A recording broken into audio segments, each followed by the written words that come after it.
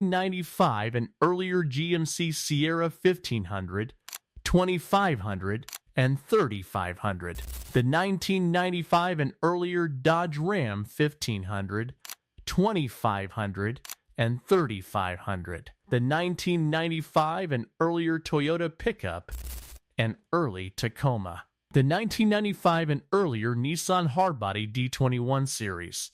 Every one of these trucks was built before the M architecture and diagnostic standardization that made telematics integration possible. For diesel pickup trucks, the cutoff is the 1996 model year. CARB's OBD2 fact sheet confirms all 1997 and newer diesel passenger cars and trucks are required to meet OBD2 requirements.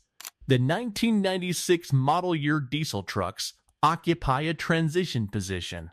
A small number of 1994 and 1995 model year gasoline vehicles were equipped with OBD2 systems, as noted by CARB's fact sheet. The specific 1996 model year also requires verification because some 1996 trucks were OBD2 equipped and some were still running OBD1 era systems depending on the manufacturer and platform. For absolute certainty, the owner's target is gasoline trucks through the 1995 model year and diesel trucks through the 1996 model year, verifying the specific VIN against OBD2 compliance. Now here is the nuance that completes the picture. A pre-ob truck is immune to factory telematics remote disable. A pre-ob truck is not immune to a physically installed SID from a lender. A pre-ob truck is not immune to a physical GPS tracker installed by a private party. The protection is against remote commands through a cellular network targeting the vehicle's own software architecture. If you pay cash for a pre-ob truck with a clean title, no lender has a legal relationship with your vehicle. No lender has installed a SID. No manufacturer has a telematics account tied to your VIN. The only party with any relationship to that truck is you. That combination of pre-obbed architecture and outright ownership is the most complete protection available in the 2026 vehicle market. Part 4. Why this matters more in 2026 than it did in 2015.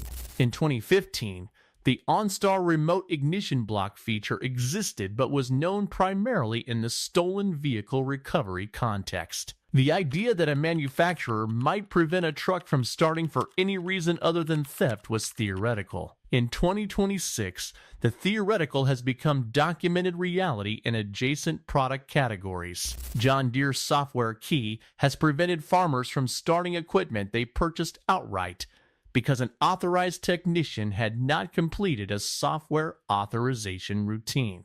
The FEFC's January 2025 lawsuit against John Deere documents this as an anti-competitive pattern, not an isolated incident. BMW's 2022 subscription model for heated seats demonstrated that factory-installed hardware can be deactivated remotely by the manufacturer on a payment basis. Toyota's Remote Connect subscription requirement for the physical key fob remote start function demonstrated that a feature physically installed at the factory can be made non-functional by a server in Tokyo. General Motors was found by the FTC to have sold OnStar driving behavior data to insurance companies without meaningful owner consent. That data was collected through the same telematics architecture that enables remote ignition block. The infrastructure that enables beneficial connected services is identical to the infrastructure that enables manufacturer-controlled vehicle access. You cannot have one without the other,